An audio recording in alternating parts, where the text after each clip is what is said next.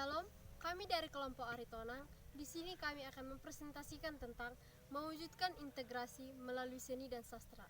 Namun sebelum dari itu, kami akan memperkenalkan diri kami terlebih dahulu. Nama saya Yesi Cynthia Siregar. Nama saya Jipa Putri Raja Guguk. Nama saya Anggreni Pusunggu. Nama saya Bidanci Raja Guguk. Nama saya Jessica Jelanti Raja Guguk. Bab 1. Pendahuluan. A. Latar belakang. Masa kolonial juga membawa pengaruh besar ke dalam seni musik Indonesia. Masa kolonial dimulai dengan masuknya bangsa Eropa ke Indonesia. Bangsa Eropa yang masuk ke Indonesia dimulai dari bangsa Portugis, Inggris, lalu disusul oleh Belanda. Orang-orang Eropa banyak memperkenalkan alat musik asal negara mereka. Alat musik tersebut diantaranya biola, cello, gitar, seruling, dan ukulele. Alat musik ini akhirnya berkembang dengan sangat pesat di daerah Pulau Jawa.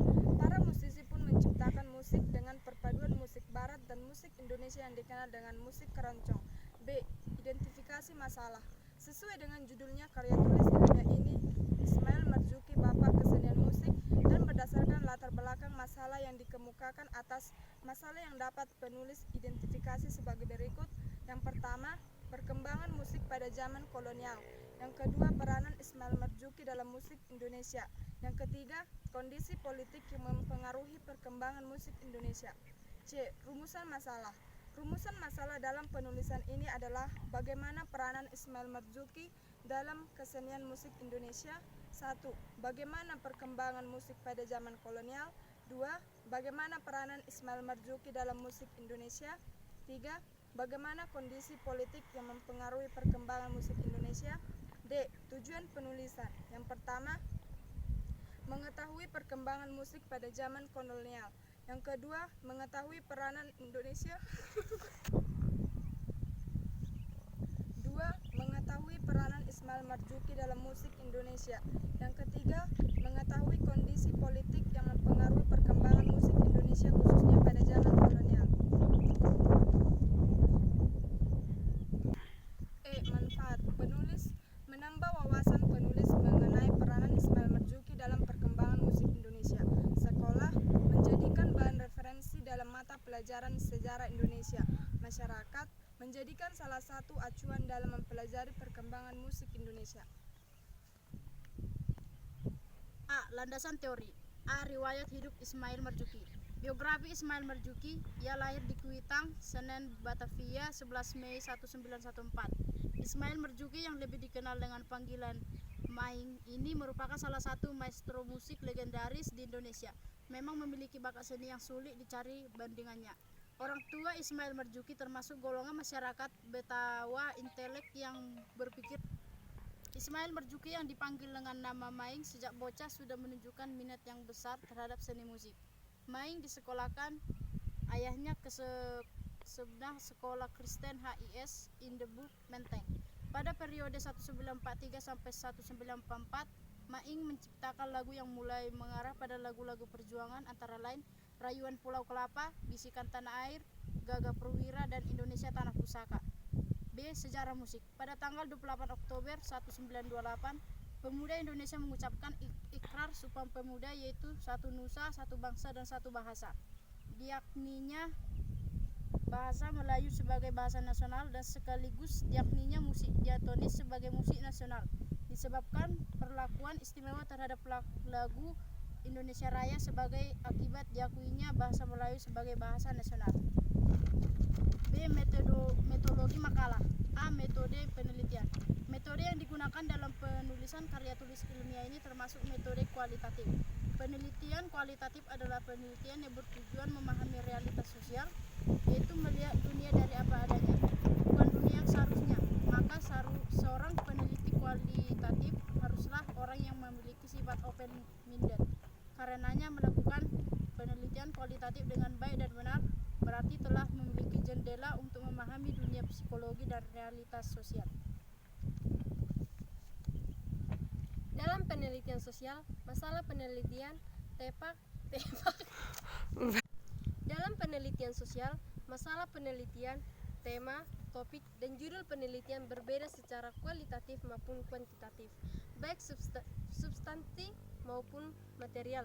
Kedua penelitian itu berbeda berdasarkan filosofi dan metodologis. Masalah kuantitatif umum memiliki wilayah yang luas, tingkat realisasi yang kompleks namun berlokasi di permukaan. Akan tetapi, masalah-masalah kualitatif berwilayah pada ruang yang sempit dengan tingkat spasialisasi yang rendah namun memiliki kedalaman bahasa yang tak terbatas. Penelitian kualitatif dilakukan pada kondisi alamiah dan bersifat penemuan.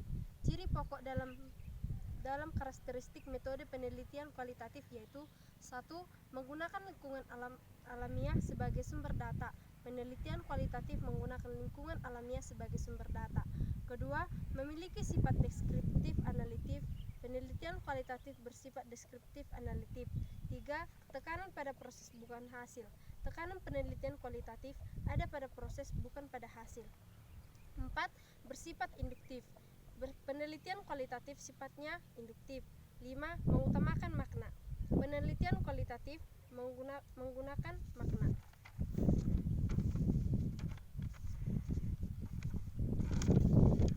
B. Sumber data. Sumber data dalam penelitian adalah subjek dari mana data dapat diperoleh. Apabila penelitian menggunakan kuesioner atau wawancara dalam pengumpulan datanya, maka sumber data disebut responden, yaitu orang yang merespon atau menjawab pertanyaan-pertanyaan peneliti, pertanyaan tertulis maupun lisan. Apabila peneliti menggunakan teknik observasi, maka sumber datanya bidang berupa benda. Apabila peneliti menggunakan dokumentasi, maka dokumentasi dan catatlah yang menjadi sumber data. Sedangkan isi catatan merupakan subjek peneliti atau variabel penelitian. C. Teknik pengumpulan data. Teknik pengumpulan data penelitian kuantitatif, studi kepustakaan. Studi kepustakaan adalah teknik pengumpulan data sekunder dari berbagai buku, dokumen, dan tulisan yang relevan untuk menyusun konsep penelitian serta mengungkap objek penelitian. Pengutipan berbagai teori yang relevan untuk menyusun konsep penelitian.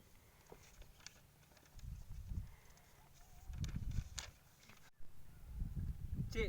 Hasil makalah dan pembahasan. A. Sejarah perkembangan musik masa kolonial. Sebelum merdeka, negara Indonesia lama sekali dijajah. Penjajahan itu pertama kali dilakukan oleh bangsa Eropa. Bangsa Eropa memasuki wilayah Indonesia karena keadaan alam Indonesia yang sangat kaya. Portugis pertama kali mendarat di dua pelabuhan kerajaan Sunda, yaitu Banten dan Sunda Kelapa. Tapi dapat diusir dan bergerak ke arah timur dan menguasai Maluku. Pada abad ke-17, Belanda muncul sebagai negara yang terkuat di antara negara-negara Eropa lainnya, mengalahkan Britania dan Portugal.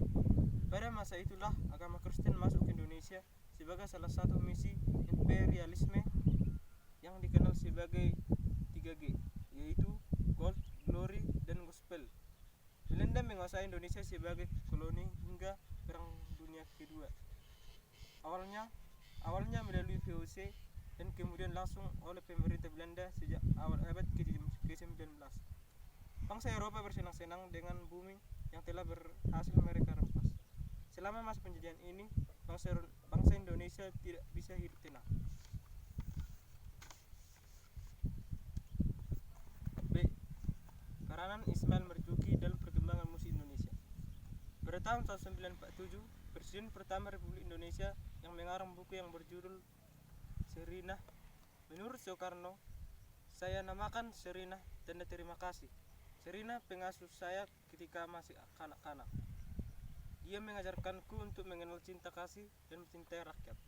Pada periode 19 C. Keadaan politik yang mendorong inspirasi. Ismail Marzuki adalah salah seorang musikus dan pengubah lagu. Proses kreatif Ismail Marzuki berhubungan erat dengan perkembangan politik di Indonesia pada masa akhir kolonialisme Belanda dan Jepang. Pemerintah kolonial Belanda memakai berbagai cara untuk meredam aktivitas politik sekaligus menghambat gagasan-gagasan kaum pergerakan baik kooperatif maupun non-kooperatif.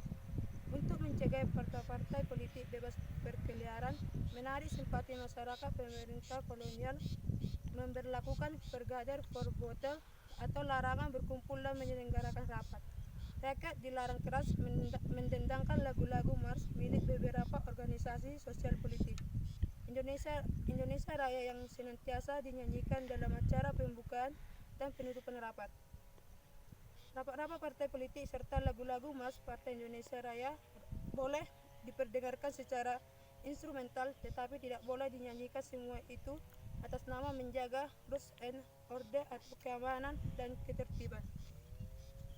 A. Kesimpulan, Ismail Marzuki adalah seorang komponis besar Indonesia yang semasa hidupnya sudah menciptakan lebih dari 200 buah lagu, di antaranya lagu Sepasang Mata Bola, Rayuan Pulau Kelapa, Indonesia Pusaka, dan lain-lain.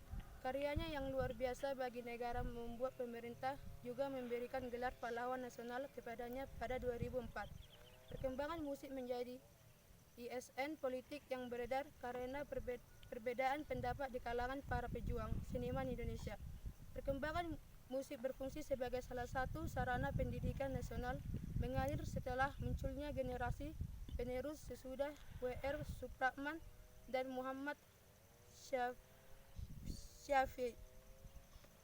B. Saran, manfaat untuk pribadi diharapkan dari karya tulis ilmiah atau makalah ini bisa dipetik keteladanan, kegigihan bagi para pembaca dan generasi muda agar bisa dijadikan penyemangat atau motivasi dalam berjuang, mengisi kemerdekaan dan menjadi pribadi yang baik, bertanggung jawab dan berjuang baik untuk kehidupan pribadi. Sekian dan terima kasih.